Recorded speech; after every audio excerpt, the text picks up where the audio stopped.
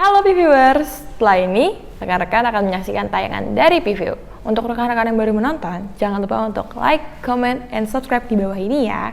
Pastikan juga untuk di-share ke rekan-rekan terdekat Anda. Happy watching! Hello P-Viewers, welcome to P-View by Paramavida Cardania Group.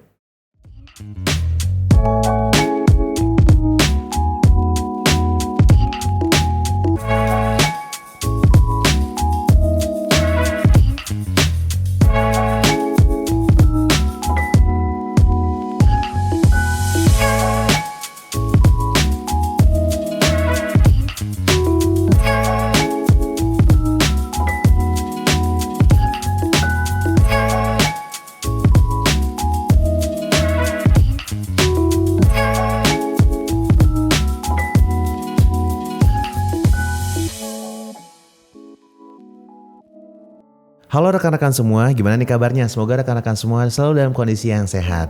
Nah, balik lagi nih di video P-View bersama saya Adam Syah selaku host pada episode kali ini. Dan untuk episode kali ini kita memiliki topik delegasi dan instruksi adalah hal yang berbeda. Dan untuk membahas topik tersebut, hari ini sudah bersama saya Ibu Pelangi. Halo Ibu Pelangi. Halo Mas Adam. Apa kabar Ibu? Baik, sehat. Gimana Mas Adam kabarnya? Baik, alhamdulillah. Oke Bu, sebelum kita sharing-sharing hari ini Bu, mungkin banyak rekan-rekan semua yang baru nonton video kita nih Bu. Jadi mungkin Ibu bisa memperkenalkan diri terlebih dahulu dan juga menceritakan sedikit latar belakang Ibu dan sekarang sedang berkecimpung di bidang apa. Oke. Nama saya Pelangi. Saya berkecimpung di bidang HR. Sekarang saya masih aktif di salah satu company F&B di Jakarta sebagai training manager. Oke, baik. Begitu ya rekan-rekan, jadi mulai tahu nih kita akan membahas apa hari ini karena sudah ada Ibu Pelangi. Dan kita seperti yang tadi sudah saya bilang Ibu, kita hari ini akan membahas tentang delegasi dan instruksi adalah hal yang berbeda. Nah Ibu Pelangi, dalam situasi kantor pasti kan ada yang berperan sebagai anggota tim dan juga tim leader. Kira-kira dapatkah Ibu Pelangi menjelaskan perbedaan mendasar antara mendelegasikan tugas dan memberikan instruksi kepada tim? Oke. Kalau mendelegasikan tugas itu kan berarti kita memberi tanggung jawab. Sebenarnya sama-sama tanggung jawab sih ketika mendelegasikan atau memberikan instruksi. Tapi biasanya perbedaannya adalah ketika kita memberikan delegasi adalah kita memberikan tanggung jawab dan memberikan wewenang juga kepada tim kita untuk menyelesaikan tugas tersebut. Ditambah dengan memberikan kepercayaan juga untuk mereka mengambil keputusan sehingga mereka punya kesempatan untuk mengelola dan menyelesaikan tugasnya dengan versinya mereka masing-masing gitu. Kalau delegasi. Nah, perbedaannya dengan instruksi adalah kalau instruksi ini sifatnya lebih mengarahkan ya. Jadi memang kita sudah datang dengan step yang jelas, langkah-langkah yang jelas, apa yang harus dikerjakan. Jadi kontrol utamanya ada di kita sebagai leadernya gitu. Kalau misalkan di delegasi kontrol utamanya kita itu sebenarnya perannya bukan mengontrol sebagai pengontrol utama tapi lebih sebagai pengarah dan pembimbing sih gitu. Mungkin perbedaannya lebih di situ ya. Jadi biasanya kalau misalkan memberikan instruksi itu perlu kontrol yang lebih ketat dan biasanya otoritas mereka untuk eksplorasi itu jadi lebih minim gitu. Oke, jadi lebih ke perannya ya Bu ya. Kalau di instruksi perannya itu lebih banyak di leader, kalau yang di delegasi perannya lebih banyak di rekan-rekan tim gitu ya. Oke Bu. Nah Bu, bagaimana sih Bu pendelegasian efektif di saat yang sama kita bisa menunjukkan profesionalisme dan kepemimpinan kita dalam tim agar terhindar dari kesannya bosi atau suka nyuruh-nyuruh aja? Oke.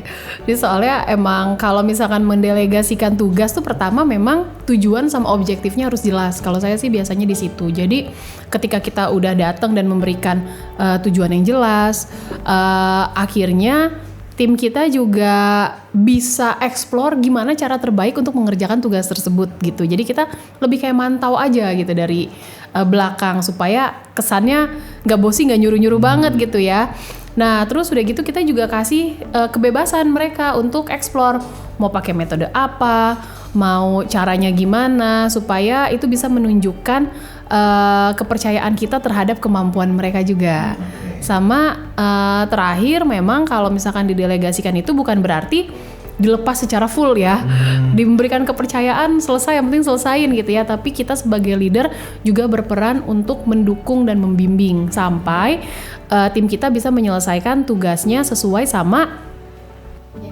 Oke, jadi agar terkesan tidak bosi, kita sebagai leader juga harus terus membimbing ya Bu dan memantau gitu ya pekerjaan dari rekan-rekan tim kita. Yes. Oke Bu, sekarang kita tuh tahu ya kalau terkadang kita lebih nyaman mengerjakan sesuatu itu sendiri Bu. Karena kita bisa mengatur proses perjalanannya dan proses pekerjaannya. Namun kita juga harus mengerti bahwa di titik-titik tertentu kita harus mendelegasikan beberapa pekerjaan ke rekan ataupun tim kita. Nah, menurut Ibu Pelangi nih, apa indikasi utama yang menunjukkan ke kita bahwa sudah waktunya untuk kita dapat mendelegasikan tugas tersebut, tugas itu kepada tim kita atau minta bantuan kepada rekan-rekan tim kita dibandingkan melakukannya sendiri? Indikasinya berarti ya, yang jelas ketika memang pekerjaan kita udah terlalu banyak sih dan udah nggak bisa kita handle sendiri, karena kan kita nggak mungkin bisa ngehandle semua pekerjaan. Atau mungkin kita bisa menghandle banyak pekerjaan tapi pasti nggak akan semaksimal ketika kita hanya mengerjakan beberapa pekerjaan aja. Jadi memang ketika tugasnya udah terlalu banyak, beban kerjanya udah lebih banyak, itu adalah sudah saatnya mendelegasikan beberapa pekerjaan gitu ya, untuk kita juga bisa menjaga kualitas dan standar kerja kita bisa tetap maksimal. Lalu yang kedua adalah ketika kita sudah memiliki beberapa anggota-anggota tim yang memang dia sudah punya kompetensi yang sesuai, yang khusus gitu, yang bisa kita percayakan untuk mengerjakan satu tugas tertentu. Lalu sama yang terakhir mungkin ketika tugas tersebut akan lebih efisien ketika kita minta bantuan atau kita delegasikan pada tim kita, bisa selesai lebih cepat misalkan, atau bisa selesai lebih jadi bagus kualitasnya gitu ya, atau kayak kita juga bisa menghemat energi kita kan. Kalau misalkan kita lakukan itu sendiri mungkin bisa selesai tapi mungkin gak maksimal karena pasti waktunya lebih lama. Tapi kalau bisa dikerjakan paralel, tim kita mengerjakan bagian yang apa, kita nanti mengerjakan bagian satunya lagi, nah itu jadi lebih efisien sih waktunya. Jadi memang menurut saya indikasinya 3 sih, ketika kerjaannya udah kebanyakan dan ketika pekerjaan itu memang lebih efisien untuk dibagi. Terus yang terakhir adalah ketika memang kita sudah punya anggota tim yang memang sudah kita bisa percaya untuk mengerjakan hal tersebut. Oke, jadi emang biar nggak over di satu titik aja ya Bu ya pekerjaannya. Bener. Biar efektif juga gitu penyelesaian pekerjaannya. Bener. Oke Bu, sekarang Bu, dapatkah Ibu Pelangi memberikan sebuah situasi yang menggambarkan pentingnya adanya kepercayaan dalam pendelegasian, baik untuk kita yang mendelegasikan atau untuk kita yang menerima tugas delegasi tersebut? Oke, gambaran situasi ya. Kalau misalkan untuk kita yang menerima tugas, sebenarnya ya ketika kita didelegasikan satu tugas, ambil tanggung jawab penuh dan kerjakan itu dengan maksimal sih. Jadi misalkan ternyata kita ngerasa aduh kayaknya kita belum punya nih kompetensi di bagian ini ya, kita harus cari tahu sih apa yang perlu kita tambah untuk bisa kita menyelesaikan pekerjaan ini lebih maksimal. Kita cari cara-cara baru misalkan. Nah, tapi kalau kita sebagai yang mendelegasikan tugas supaya kita juga memang ngerasa dipercaya gitu ya kan, supaya tim kita juga merasa dipercaya sama kita. Yang pertama sih kasih dia ruang untuk eksplorasi sih. Kalau misalkan saya mungkin bisa kasih contoh ke pekerjaan saya dan tim saya gitu ya. Ketika saya ngelihat ada satu tim saya, dia let's say ini kayaknya nih anak udah punya kompetensi yang oke nih, saya pengen bikin satu program baru gitu ya. Dikasihnya nggak usah detail gitu, dikasih contoh tugasnya tuh mungkin gambaran umum dan objektifnya aja gitu. Jadi kasih tahu bahwa saya pengen bikin program seperti ini untuk menyelesaikan satu masalah ini. Let's say banyak komplain banget nih di brand A gitu ya, kayaknya kita harus bikin satu program training tentang handle komplain deh, atau tentang service deh. Coba dong kamu bikinin dong program training yang sesuai. Kamu cari data-datanya. Nanti 1 bulan lagi kita ketemu ya. Yang saya pengen sih program trainingnya kasih aja. Biasanya suka ada 3 poin fokus nih. Pokoknya fokus saya mau yang penting ini trainingnya asik, fun gitu ya. tapi juga mereka ngerasa ini tuh dapat solusinya dari mereka, jadi nggak satu arah dari trainernya doang gitu ya. Biasanya saya cuman kasih objektif besarannya aja, nanti biarkan tim saya yang explore sendiri caranya gimana, dia harus bikin apa dulu dan segala macam, walaupun tetap saya pantau. Ketika 1 bulan baru berarti ini ada yang kurang, ada yang salah, baru nanti kita bisa review rame-rame. Jadi dia ngerasa dikasih kepercayaan. Sama mungkin kadang-kadang ketika kita ngedelegasiin tugas ke tim kita, ya kita memang harus kasih kesempatan mereka untuk salah dulu sih. Nyoba-nyoba dari kesalahan sehingga belajar itu selama masih bisa kita kontrol resikonya. Menurut saya itu satu trik yang biasa saya lakukan sih ketika saya mendelegasikan tugas ke tim baru saya atau tim yang baru menerima tugas itu. Oke, jadi rekan-rekan Viewer itu ya salah satu contoh atau situasi yang diberikan oleh Ibu Pelangi gitu ya. Nah, sebelum lanjut nih rekan-rekan Viewer, saya mau mengingatkan bahwa jangan lupa klik tombol subscribe, like dan juga share ke rekan-rekan lainnya. Dan jangan lupa untuk aktifkan lonceng notifikasi agar rekan-rekan semua tidak ketinggalan info-info terbaru dari kita. Oke nih Bu, kita lanjut ya Bu ya. Boleh. Nah, menurut Ibu Pelangi nih, bagaimana sih Bu seorang manajer atau leader dapat membangun dan mempertahankan kepercayaan? Apakah dengan bonding tim aja itu cukup atau bagaimana Bu?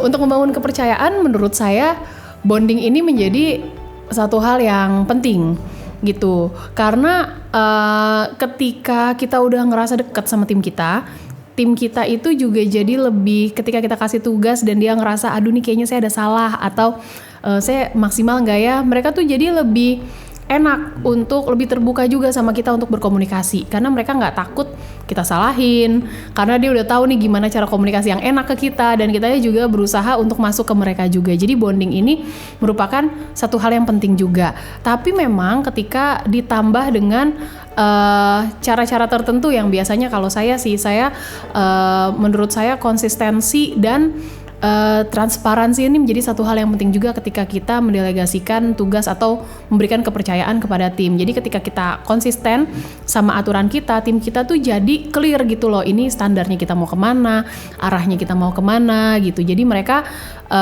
nggak bingung lagi dan nggak nebak-nebak gitu. Jadi memang konsistensi ini menjadi salah satu hal yang bisa mempertahankan kepercayaan juga gitu. Terus transparansi dalam berkomunikasi. Jadi kalau misalkan ada salah ya kita bilang salah, ada yang kurang kita bilang kurang, walaupun cara komunikasinya juga harus baik. Sama terakhir itu jangan lupa selalu feedback dan apresiasi pekerjaan timnya, sehingga mereka juga bisa jadi lebih semangat dan ngerasa kayak oh iya ya pekerjaan saya dihargai gitu, walaupun saya banyak salahnya tapi bagusnya tuh juga masih dilihat gitu. Jadi kurang lebih sih kayak gitu. Oke nih Bu, kita lanjut. Ada strategi apa sih Bu kira-kira yang dapat digunakan para leaders untuk memastikan bahwa setiap tim member merasa dilihat atau diapresiasi, bukan sekedar disuruh-suruh setiap kali mereka mengerjakan sesuatu Bu? Oke, nah emang komunikasi ini salah satu hal yang penting banget sih. Jadi ketika untuk mengapresiasi anggota tim, wah apalagi anak-anak sekarang tuh kayaknya mereka ngerasa apresiasi ini adalah udah kebutuhan. Bisa jadi kebutuhan yang sangat gede persentasenya kalau misalkan di dunia kantor gitu ya. Jadi memang kasih mereka pengakuan sih. Ketika memang mereka mengerjakan sesuatu yang bagus ya kita bilang bagus. Tapi ketika kita melihat ini pekerjaannya ada yang salah, juga jangan langsung dijatohin, tapi dikasih feedback secara asertif gitu. Jadi merekanya juga ngerasa ada sesuatu yang dihargain. Sama kasih pengakuan, kadang-kadang tuh perlu juga muji tim kita tuh di ruang-ruang yang nggak berdua doang sama kita gitu kan. Misalkan kita apresiasi ketika kita one on one atau lagi review kerjaan, tapi misalkan bisa aja lagi briefing pagi pas lagi rame-rame semuanya, banyak orang jadi bisa denger, atau pas lagi meeting gitu ya, sekedar kita apresiasi, sekedar oh ini yang mengerjakan dia loh gitu, ini bagus banget ya, thank you ya udah ngerjain presentasinya dengan sangat baik dan sangat lengkap gitu. Jadi mereka ngerasa diakui di depan orang banyak, itu juga salah satu trik. Lalu sama memang terakhir adalah kasih mereka keterlibatan dalam pengambilan keputusan. Oke. Jadi kadang-kadang yang ngerasa orang diapresiasi itu bukan hanya pujian-pujian, tapi ketika dia diberikan kepercayaan kan, mereka ngerasa oh ya mungkin saya sudah bisa membantu keputusan di sini sehingga mereka ngerasa project yang dikerjakan tuh kayak jadi projectnya dia. Oke. Atau mereka ngerasa kayak saya ditanya ya pendapat saya berarti sebenarnya jadi penting gitu di tim ini, keberadaan saya penting. Jadi menurut saya menumbuhkan rasa-rasa mereka dianggap ada dan mereka dianggap penting itu salah satunya dengan melibatkan mereka dalam proses pengambilan keputusan gitu. Sama terakhir adalah kasih kesempatan pengembangan diri sih. Kita kasih training, kita coaching, misalkan one-on-one session coaching bareng kita. Atau ya semisal memang kompetensinya sudah baik, kita kasih challenge lagi untuk pekerjaan lainnya dan kita berikan promosi kalau memang sudah layak dipromosi anaknya gitu. Jadi memang jangan hanya ditahan di satu titik. Kalau misalkan memang anaknya bagus ya kita harus kasih challenge lain supaya dia berkembang. Berkembang, Gitu. oke. Itu salah satu trik untuk mengapresiasi menurut saya. Oke, tadi sempat aku highlight itu diikut sertakan dalam mengambil keputusan ya. Itu bisa membuat rekan-rekan kita semua jadi merasa memiliki satu project itu gitu ya. Benar. Merasa dilibatkan, merasa memiliki. Jadi keputusan mereka pun juga akhirnya menjadi sebuah keputusan untuk tim project itu ya Bu ya. Betul Mas. Oke, nah Bu, pertanyaan terakhir nih Bu. Oke. Dapatkah Ibu Pelangi memberikan beberapa kiat atau teknik praktis bagi para leaders yang ingin meningkatkan keterampilan pendelegasian mereka? Oke, tips lah mungkin ya dari tips, saya ya. betul. Jadi untuk menentukan memberikan delegasi, yang pertama kita harus tahu dan bisa nentuin mana tugas yang sesuai dan mana tugas yang tepat untuk tim kita gitu. Jadi kalau misalkan sesuai kan kadang-kadang kita bisa ngelihat kemampuan tim kita ya. Tapi perlu juga diimbangi dengan ketertarikan sih dari tim kita. Jadi biasanya kalau saya, ketika saya ngelihat satu tim saya sudah berhasil mengerjakan satu project yang menurut saya dia akan bosen nih karena dia udah beberapa kali mengulang-ulang project itu. Jadi saya akan challenge dia ke sesuatu yang baru. Jadi ketika saya mau challenge dia, saya nggak tiba-tiba tambahkan pekerjaan dan delegasikan satu pekerjaan tertentu, tapi saya biasanya menanyakan dulu.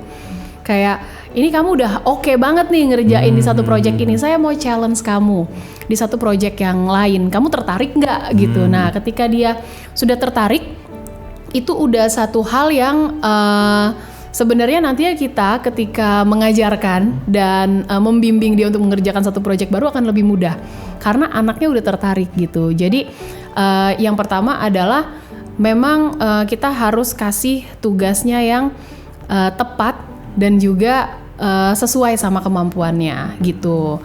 Nah lalu sebenarnya setelah kita delegasikan tugas, kita juga jangan dilepas gitu aja, harus dipantau juga secara berkala. Jadi kasih mungkin set schedule rutin untuk cek review gimana update pekerjaannya dan lain-lain. Lalu dievaluasi, dikasih feedback juga kalau ada yang kurang-kurang, sama di tengah-tengah tuh ketika dia minta atau nggak minta kita pantau juga sih ini sebenarnya anaknya butuh bantuan atau enggak, ditanya udah sampai mana progresnya. Jadi sebenarnya ketika mendelegasikan tugas, fungsi kita ya hanya membimbing gitu dari belakang, mensupport kebutuhannya, mensupport ketika ada kendala, mensupport ketika dia bingung harus menentukan dan milih action yang mana, lebih kayak gitu sih. Jadi menurut saya ya tipsnya itu tadi satu, tentuin dulu tugasnya apa yang akan delegasikan dengan tepat dan sesuai minat anaknya, sama dikasih feedback dan dicek secara berkala sih. Oke, jadi itu ya rekan-rekan PVR semua tips dari Ibu Pelangi untuk bagi para leaders yang ingin meningkatkan keterampilan dalam pendelegasian mereka. Oke rekan-rekan semua, hari ini ternyata asik banget ya topiknya dan juga udah kita ngobrol-ngobrol dan sharing-sharing sama Ibu Pelangi. Terima kasih juga Ibu Pelangi atas waktunya dan udah sharing-sharing hari ini. Sama-sama Mas Adam, seneng banget, semoga sharingnya bermanfaat. Ya, amin. Semoga ya rekan-rekan semua. Sebelum saya tutup, saya ingin mengingatkan lagi, jangan lupa klik tombol subscribe, like dan juga share ke rekan-rekan lainnya, dan jangan lupa untuk aktifkan lonceng notifikasi agar rekan-rekan semua tidak ketinggalan info terbaru dari kami. Saya Adam Syah selaku host, pamit undur diri, dan juga Ibu Pelangi. Terima kasih, bye. Nah, gimana nih videonya Piviewers? Semoga sudah cukup menginspirasi ya. Oke, nantikan juga tayangan-tayangan selanjutnya dari Piview dengan klik tombol subscribe di bawah dan jangan lupa notification-nya juga supaya nggak ketinggalan video-video terbaru. Oke, see you on the next video.